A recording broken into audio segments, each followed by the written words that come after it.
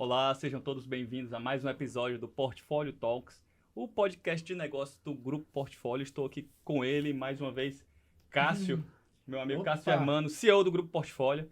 E hoje temos um convidado muitíssimo especial, né, Cássio? Isso. E tudo bom, Marcel? Quanto tempo? Muitíssimo tempo a gente está gravando aqui. E, gente, ó, o convidado de hoje, cara, eu não dá nem para colocar numa profissão só, assim. Não tem, eu imagino como é que seria um crachá dele, né? Porque ele é professor, compositor, cientista, poeta, não sei, músico, contador de causo, né?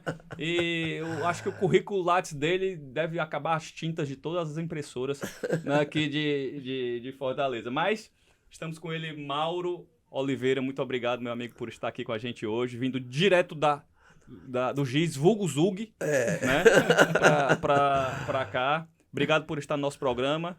E a gente já aqui não tem muita saudação, não sei o quê, quando é que começou, jogava bola onde, não. Aqui a gente nós somos jovens, os jovens são assim, a gente vai direto ao ponto aqui, E um assunto do momento são as inteligências artificiais, não é isso, Cássio? Isso. Como é que está o Grupo Portfólio em relação a esse tema? Estamos avançando no tema. Não sei se na velocidade adequada. Eu acho que o Mauro vai falar um pouco mais sobre isso. Ele já tem se dedicado a esse tema há algum tempo. E ele traz aí uma série de alertas. Exatamente. De que forma nós podemos ser mais rápidos, ágeis, ou pelo menos preocupados com o que vem aí, para em cima desse entendimento a gente possa fazer algo. Né? O Mauro, parecia, quando chegou, uma brincadeira, né? Olha como ele responde as coisas direitinho e tal. Exatamente. Né? E agora a gente começa a ver ameaçando talvez alguns empregos. Ao mesmo tempo tem gente muito entusiasmada. E aí, nessa balança entre entusiasmo e susto, né? Uhum. Quem é que está vencendo isso? Quem é que assusta mais ou entusiasma mais? No primeiro eu queria registrar o meu prazer de estar aqui com vocês, né? O Cássio é um companheiro antigo, um dos fundadores aí do Iracema Digital. É importante registrar o apoio que o Cássio, a Portfólio, tem dado. E dado mesmo, aqui não é retórico não, desde a primeira escola de verão em inteligência artificial, que a Portfólio tem estado com a gente, né? Quero agradecer então o convite. Em relação a, como você falou, a história começou com brincadeira, daqui a pouco e foi crescendo. Tem uma música, né? É do Peninha, né? Peninha. O outro Peninha, sem ser o nosso daqui, o outro lá. Exatamente. É uma pena que esse fato acontece em qualquer lugar. As coisas começam a serem vistas pelo seu lado mais assim, panfletário, curioso, né? E vai crescendo, como você falou. O problema é que nós estamos num atraso muito grande, né? Nós somos de um país que é a 8ª, nona economia do mundo, mas é a 67ª posição no social, que é uma coisa muito preocupante, e a resposta é muito simples, e tem a ver com o nosso assunto aqui. Essa disparidade tem a ver com o fato de nós termos uma economia baseada em commodities. Enquanto os países que oferecem qualidade de vida vendem inteligência... Nem commodity tem, às vezes, para oferecer. Nem commodity tem. Isso aí é uma coisa tão óbvia. Eu escrevi até um artigo chamado A Política do Óbvio, né? Sim. Porque a gente teima em não reconhecer que todo país que oferece qualidade de vida, melhor no caso da Finlândia, os nórdicos, né? Eles vendem inteligência. E essa história de vender inteligência, nada contra a banana, nada contra a laranja. Nada contra o agro, né? Nada contra o agro. Mas quando o cara grita que agro é pop, pop é aquilo que é caro e que faz com que a qualidade de vida da população seja melhor, como por exemplo, essas rapaduras eletrônicas aqui que custam 5, 10 mil reais e que esse dinheiro, cara, vai para lá, vai para manter a qualidade de vida. Sem ideologismo, é um novo tipo de colonização, né? Porque você tem dinheiro sendo tirado de um país. Cérebros sendo tirados do país. Cérebros, inclusive, você agora tocou num segundo assunto que mereceria um outro programa, que é, nós estamos exatamente gastando tempo e dinheiro na formação de cérebros que são exportados, né? Isso é péssimo, ainda tem gente que festeja isso. Não, e eu vi até um artigo seu que me chamou muita atenção pelo título, A Volta dos que Não Foram, que eles são exportados e continuam... Foi você que leu, foi ele que leu, foi ele que leu. Eu que li, eu que escutei a música. Mas que são exportados e nem precisam mais sair lá deles. Então exatamente. A volta dos que não foram... Já que você falou dele, tem um outro artigo que eu coloco. Quando a República das Bananas alimenta o inimigo. Que é exatamente esse assunto, né? Quando a República das Bananas, que é o caso do Brasil, em termos desse fato dele não ter a sua economia baseada em inteligência, sem commodities, alimenta o inimigo no contexto que nós estamos falando. Mas para não perder o link com a sua pergunta, eu tenho escrito sobre esse assunto, né? Eu acho que foi por isso que o Cássio chamou aí a atenção. E dos artigos que eu tenho escrito, um deles em que eu falo da falência da escola, ChatGPT e a falência da escola. Agora aconteceu algo, eu vou fazer uma pausa de 3 segundos para causar emoção. Vamos lá. Bota uma trilha aí, diretor. Agora aconteceu algo que não é uma evolução, pessoal. A chamada IA gerativa ou generativa, como todo mundo diz, sim, ela não é apenas uma evolução. Ela é uma revolução e ela tem que ser entendida. Por isso que eu acho que eu falava, não diga que o ChatGPT errou, porque essa revolução, ela tem uma coisa que as outras IAs não tinham. Essa IA, ela cria. As outras não criavam. As outras respondiam, né? As outras respondiam, as outras identificavam, já faziam muitas coisas. E eu diria até que a IA da IBM, do Watson, a chamada IA cognitiva, ela até tinha capacidade de fazer uma criação, mas ela tinha muito esforço, ela não atendia milhões de pessoas. A gente conversava antes, e acho que é importante repetir aqui, a revolução que teve da web, né, que colocou a internet na mão das pessoas, foi aí que a internet começou a ser impactante, foi quando ela ficou na mão das pessoas. A mesma coisa está acontecendo agora. Essa IA, eu vou chamar de generativa, mas a tradução para o inglês seria gerativa, né? Vamos chamar de generativa mesmo, que é como todo mundo fala. Ela, na verdade, é a primeira vez que essa IA, que foi inventada há mais de 60 anos, chega na mão das pessoas. E ao chegar na mão de milhões, né, de bilhões de pessoas, ela é impactante. E esse impacto ele precisa ser entendido pelos líderes, pelos governantes, sob pena de nós termos, né, uma Covid de desemprego. O Cássio fazia um contraponto, aí depois o Mauro tem direito à tréplica. Exatamente.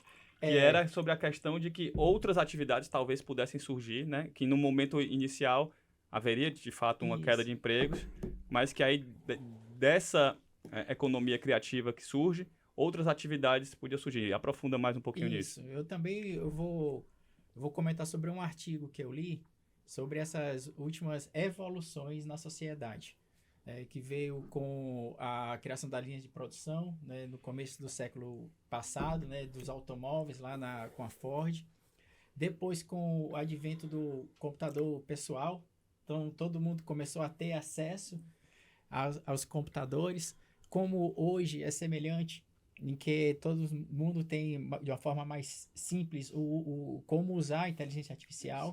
Né? Então, nessa época, foi por volta da década de 80, as pessoas começaram a usar os computadores nas suas atividades do dia a dia, né? O trabalho ou em casa.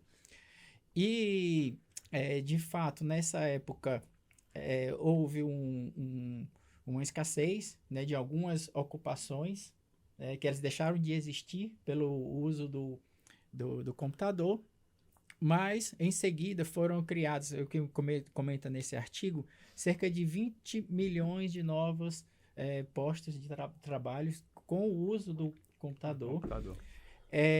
Desses, 90% não eram ocupações na área de TI, ou seja, não eram programadores, analista de sistemas. Já eram profissões que orbitavam esse primeiro núcleo. Isso, aí, né? Como analistas financeiros, secretários, né? Todo mundo começando a utilizar e que o saldo, no final de tudo isso, foi bastante positivo.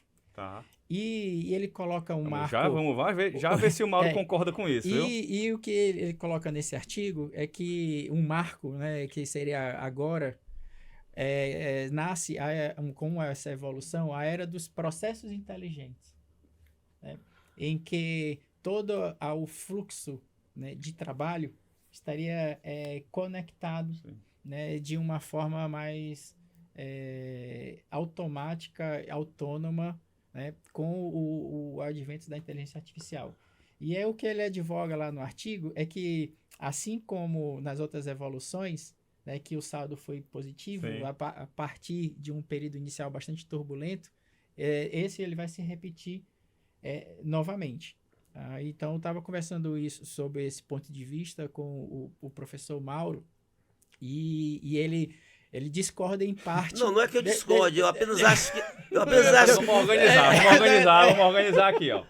Nós estamos no Portfólio Talks, podcast de negócio do Grupo Portfólio aqui na Rádio Beach Park. Para você que chegou agora, a gente está escutando o professor Mauro e também Cássio Germano, discutindo aqui sobre a inteligência artificial e seus impactos, né?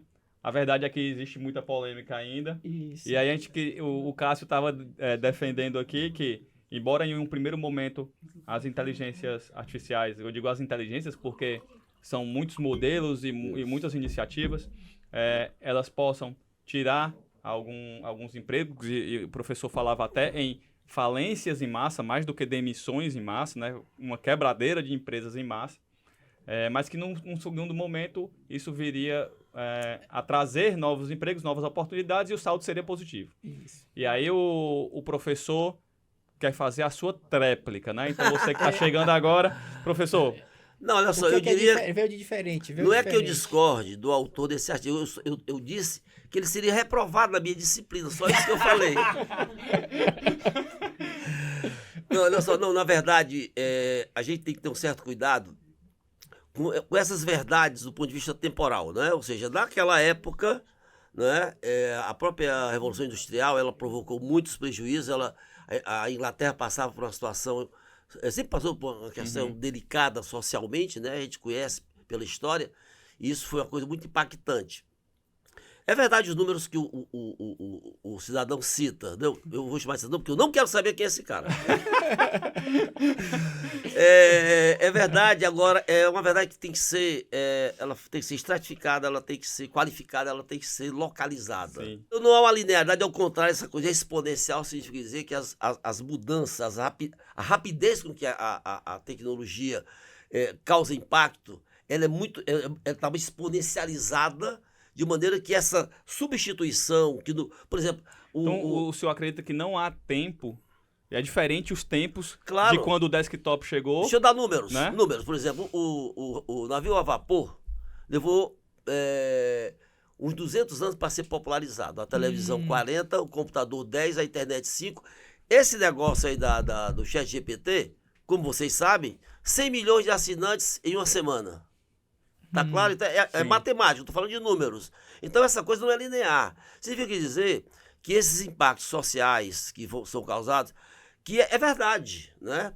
Mas quando você pega, por exemplo, nós vivemos num planeta, vocês são terráqueos, são daqui, né? São? Sim. Pelo que minha mãe me contou, sim. Mas olha, o planeta de vocês, meus amigos ficam admirados, como é que no planeta de vocês tem gente que morre de sede num país num continente chamado África? Então, é uma coisa que a gente tem que ter um certo cuidado, porque a realidade dita num contexto europeu, ou norte-americano, ou até asiático, né? Agora com os tigres asiáticos que ainda existem, ele não é o mesmo mundialmente, né? Na América Latina, na África, né? Então, a gente tem que ter certo cuidado. Por exemplo, essa substituição que o cidadão cita, ela, por exemplo, ela vai acontecer. Não com a mesma rapidez do passado, mas prioritariamente naqueles países que, enquanto nós estamos fazendo esse podcast aqui, esse podcast já foi feito há um ano. Tem um ano que esse podcast aqui foi feito lá nas nações desenvolvidas, que desenvolveram a tecnologia, porque o impacto lá foi percebido imediatamente. Então, qual é a minha preocupação? Essa pergunta que você não me fez, que eu quero responder agora. As melhores são as que eu não faço, as que eu faço são horríveis. Não, mas você, na verdade, você insinuou. A sua pergunta é a seguinte: por que poderia haver falência das empresas no Norte e Nordeste, comparado com a de São Paulo, comparado com o do Sul? Sim. Porque esse aspecto revolucionário que todo mundo percebe, né?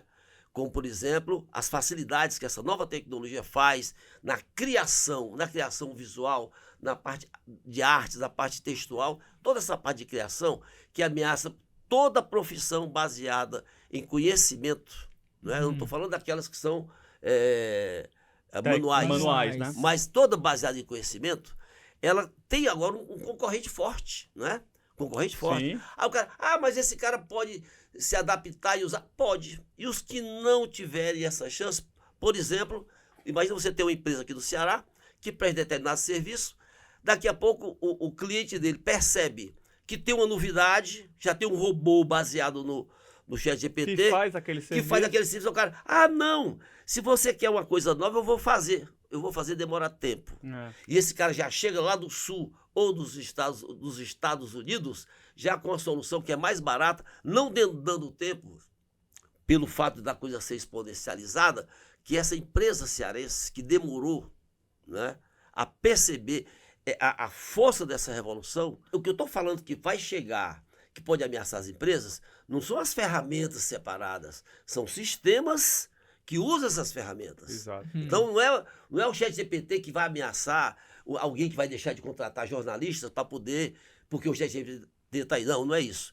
São empresas que já foram alertadas para isso há mais tempo, há um ano. Nós também... Em economias que vivem da tecnologia da informação, né? E isso é muito mais a flor da pele, a flor da grana, a flor do dólar. Aí o que acontece? Eles têm ferramentas que utilizam essa tecnologia, enquanto a gente está vendo só a ponta do iceberg. Olha como a metáfora é boa.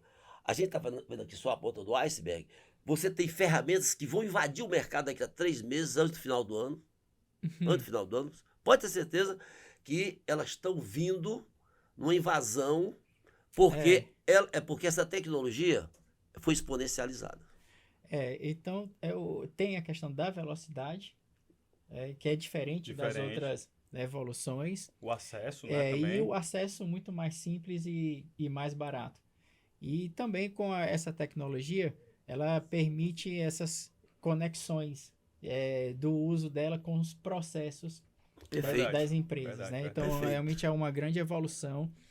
E nós fizemos lá na Portfólio um protótipo interessante para a gente poder materializar. Sim. Tá? Nós desenvolvemos uma aplicação em que ele lê tudo que foi mencionado sobre uma determinada empresa no Reclame Aqui, interpreta o texto, de forma automática responde e dispara as ações dentro dos sistemas de todas as atividades que precisam ser feitas. Um exemplo que eu acabei de falar. Incluindo 10 pessoas que fariam aquela varredura. Isso.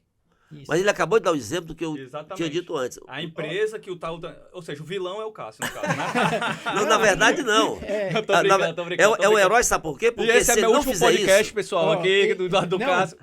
Se ele não fizer isso, empresas vão fazer. Lógico, né, de fora. Então é bom que a gente se antecipe, né? Porque é a questão cultural. A mesma cultura... Não, a curiosidade que eu tenho é como é que você conhece melhor do que eu os projetos, né? O Iracema Digital e tal. Então você tinha o Pirambu Digital, que tem 10 anos, talvez? 20 anos. 20 anos, olha, 10 anos. 20 anos já. A proposta do Pirambu Digital, o que ele ensinava, o que ele mostrava, talvez seja totalmente diferente já do que o preparo que Iracema Digital tem que fazer para os alunos dele, não é isso? Isso. Primeiro, essa ferramenta é extremamente relevante do ponto de vista de transformação social. A partir desse conhecimento e do acesso, é possível que todos aqueles consigam se desenvolver e crescer, né, profissionalmente. Então, tudo parte do acesso. Ou seja, conseguir que essas pessoas tenham acesso e compreendam essa tecnologia para que possam utilizá-la. Eu queria parabenizar vocês, parabenizar mesmo por essa iniciativa. Eu vou explicar por quê. Porque as empresas que vão assistir esse podcast, né, você foi muito feliz no seu exemplo. Você deu um exemplo exatamente do que eu estava falando. Não é o Gemini, não é o Llamas, né, que agora é gratuito lá da Microsoft. Não é isso. Estou falando das ferramentas que demoram um certo tempo, né? A ameaça, não estou falando, é só da LLM do chat GPT, não. Estou falando das ferramentas. E o exemplo do Cássio foi bacana. E por que eu parabenizei vocês? Porque eu acho que é uma oportunidade que o Ceará tem. Você perguntava oportunidades e ameaças. Isso. É uma oportunidade. Se nós fôssemos mais organizados no Ceará, se nós tivéssemos um ecossistema que nós não temos. Sabe quem está mais organizado que a gente? Já está fazendo isso aqui que eu estou falando? Pernambuco. Porque lá eles têm um ecossistema, lá os empresários se conversam, se ajudam. O Porto Digital ele já tem muito muito tempo. O Porto Digital, ele tem essa mentalidade, esse atraso que eu falo aqui que nós temos, por falta de um ecossistema, e essa grande luta do Iracema Digital, a gente poderia muito bem, se nós tivéssemos, os nossos líderes, nossos governantes, percebessem, assistissem esse programa e comentassem, entendessem. Não, fomentasse, perfeito. Eu diria que se os secretários, se os líderes, se eles dissessem, pessoal, isso merece uma análise para uma política pública. Sabe por quê? Porque na hora que esse negócio chegar, como eu estou imaginando que vai chegar, só a portfólio não é capaz de dar conta, só a XYZ, é muita coisa que vai acontecer, que aí nós vamos ser, já que a gente não sabe fazer, o que a gente vai fazer? Vai comprar. Nós já temos tradição em comprar tecnologia, né? Sim. O Ceará exporta ou compra tecnologia? Tirando os cases de sucesso, nós somos importadores de tecnologia. Nós temos 2% do PIB, numa população de 4%. Sabe há quantos anos? A X ou de X é maior do que 20. É mesmo. Desde sempre. Desde que vocês nasceram, né? Foi esse século, eu acho que vocês nasceram, né? Que o PIB do Ceará é 2%. E o PIB do Ceará não muda, porque a gente ainda não, os líderes desse estado não despertaram ainda para essa questão de como a produção e a comercialização de inteligência afetam o PIB. Uma vez eu peguei um relatório do IPRESSE, isso tem uns 5 anos, né? E eu fiz uma enquete, não havia chat GPT à época, né? E eu não encontrei no relatório dele, e a culpa não é de quem faz a pesquisa, eu não encontrei as palavras computação, eu não encontrei as palavras informática, essas palavras clássicas, internet, quer dizer, 5 palavras que não estavam no relatório, né, econômico do estado do Ceará. Por quê? Porque não fazem parte, né? Naquela época, tecnologia não era pop, né? Ok? Então, mais uma vez, esse programa de vocês pode ter esse papel educador, entendeu? No sentido de despertar o seguinte: governantes, vocês são pagos pela gente, vocês têm a obrigação de fazerem políticas públicas que sejam de resultados. E a gente está aqui na Rádio Beach Park, tem bastante gente escutando, sempre no horário do rush ali, 12h30, né? Então é uma oportunidade que muita gente estude mais esse tema, se aprofunde. E uma questão que eu queria entrar, viu, Cássio? É a questão da visibilidade dos projetos do Ceará. Por que Pernambuco e Santa Catarina, Florianópolis, fazem tanta zoada das coisas deles e a gente tem iniciativas tão bacanas aqui e não conseguimos mostrar isso pro resto do Brasil? Olha, nenhum país vem comprar da gente. Essa pergunta é interessantíssima e eu já tentei respondê-la várias vezes. E a única explicação que eu vejo é a questão cultural. Por exemplo, pernambucano tem uma coisa que eu adoro. Tem várias coisas do pernambucano que eu adoro, inclusive as ex-namoradas que eu tenho lá. Mas olha só. É tudo maior do mundo lá também, né? Não, lá eles dizem, olha que coisa bacana, que o Capibaribe e o Beberibe se juntam para formar o Oceano Atlântico. Isso é lindo. Pessoal, isso é lindo demais. Sabe por quê? Porque mostram a autoestima que eles têm e a cultura pernambucana, né? E a minha filha perguntou: pai, por que é que todo carnaval tu disse que não vai e quando chega sexta-feira tu tá lá no Recife? Eu descobri, cara, sabe por quê? É para me encontrar, primeira vez que eu digo isso em público, para me encontrar com o pessoal do Porto Digital, para beber da mística que eles conseguiram criar, porque eles se orgulham de terem exatamente o ecossistema que nós cearenses até agora não fomos capazes de fazer. E outra coisa, o Iracema Digital é a 4ª tentativa, né? Nós temos que revisar nossos valores. Vocês que são... A nossa geração não conseguiu. Eu queria que vocês assumissem essa responsabilidade aqui em público, ao vivo e a cores. Vocês precisam... Vambora. Vocês têm que assumir... O Ceará precisa ter um ecossistema de inovação. Para quem está no rádio, o nosso diretor aqui de cena... inquieto com o futuro.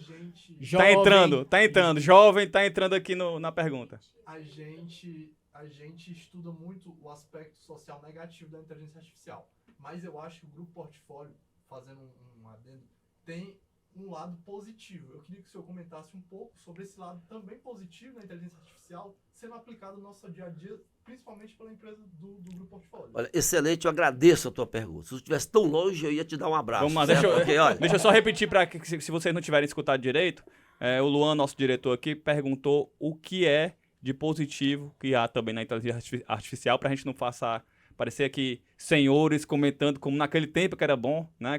Só o distópico, exatamente. Né? Uhum. E colocou o Grupo Portfólio também como um desses líderes aqui no estado do Ceará em utilizar essa inteligência artificial para criar novos produtos e novos serviços. Olha, essa pergunta é tão importante que vamos deixar para o próximo episódio, tá? Não, olha só, eu queria te agradecer também pelo seguinte, porque esse nosso discurso ele não é distópico. Eu acho que exatamente para você ter responsabilidade e usar bem os aspectos positivos, você tem que fazer essa autocrítica. Por quê? Porque a maioria dos livros, a maioria das coisas que você assiste, elas são feitas, como o próprio Cássio já colocou, em um outro contexto que desconhece uma realidade dos países que são periféricos da economia mundial. Então, por exemplo, se nós não tivéssemos aqui falando na questão da possibilidade de haver falência e desemprego, se a gente não falasse disso, que aparentemente é uma coisa meio distópica, a gente não teria como se motivar para poder dizer que os governantes, olha só, essa distopia que eu falei, que exige que os governantes, que são nossos funcionários, né? Esses caras que são pagos pela gente, eles têm a obrigação de ter políticas urgentes, emergentes, inovadoras, porque a gente está dizendo que se elas não acontecerem, vai acontecer o que nós estamos dizendo. A gente precisa ter esse senso crítico para poder exatamente a gente não ser engolido, porque não nos enganemos. O modelo que a gente vive, o modelo capitalista, é o modelo em que você tem as nações querendo vender, e elas vendem quando elas conseguem que o modelo dela seja visto sem essas preocupações. Não se preocupa não que eu faça a solução para ti, tu compra e está resolvido o problema. E aí, Mauro, dentro de uma situação em que nós não podemos esperar muito hoje das escolas e nem esperar muito de um ecossistema que está em processo de construção e nem de políticas públicas que ainda estão sendo elaboradas. De que forma, de quem aí está nos escutando do outro lado, pode dar o primeiro passo nesse mundo da inteligência artificial? Simples, fazer um podcast.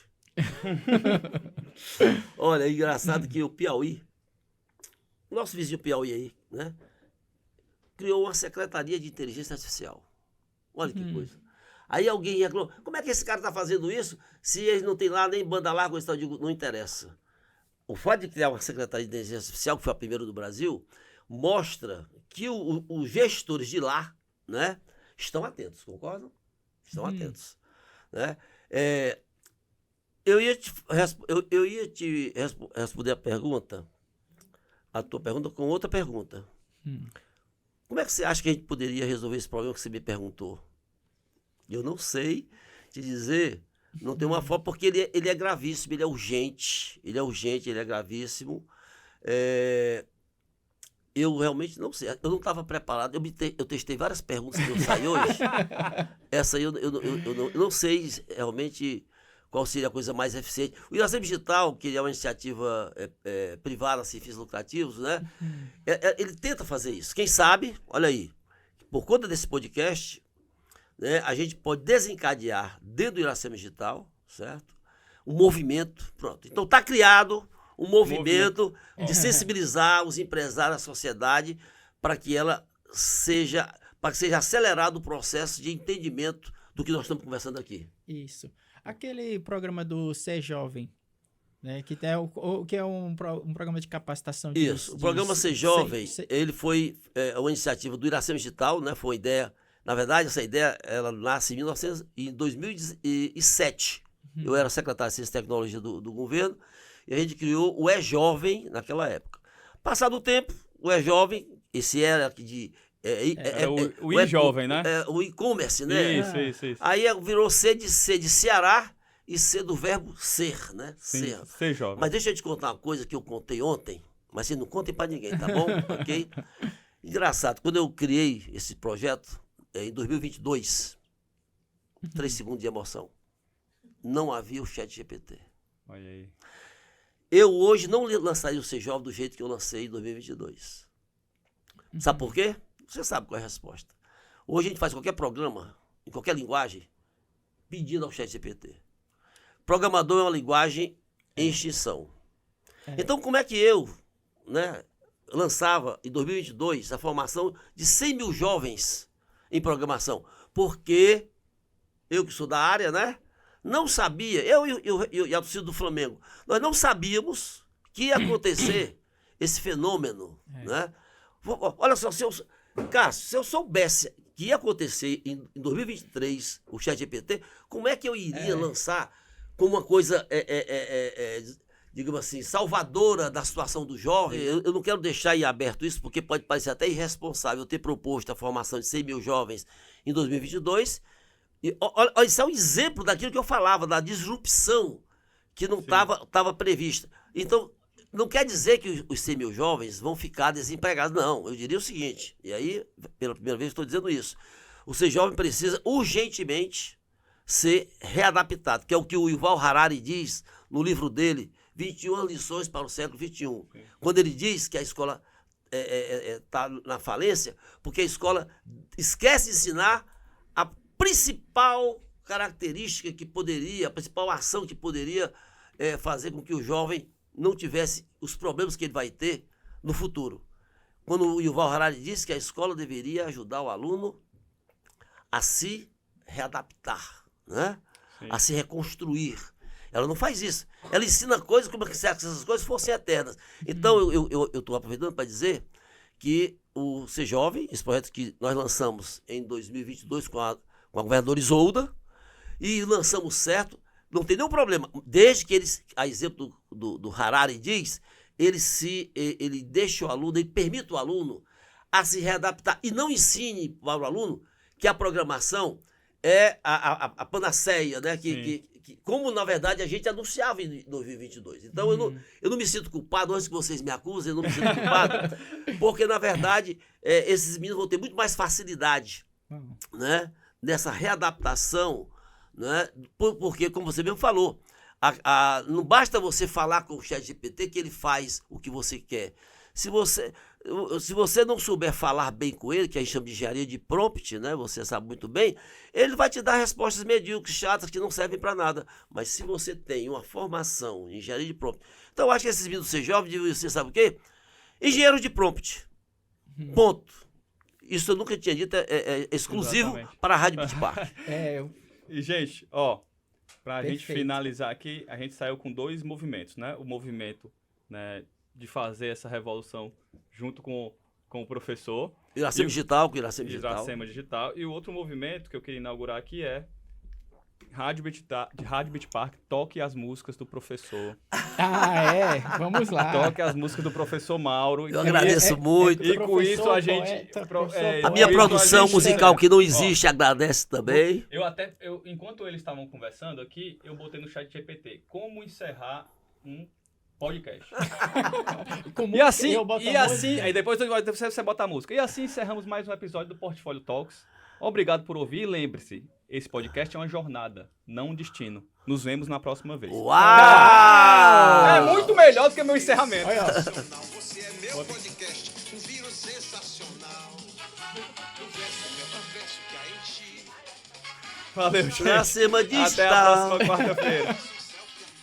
Faz o nude ali. A rede social. Instagram desejando você. Facebook um livro de prazer.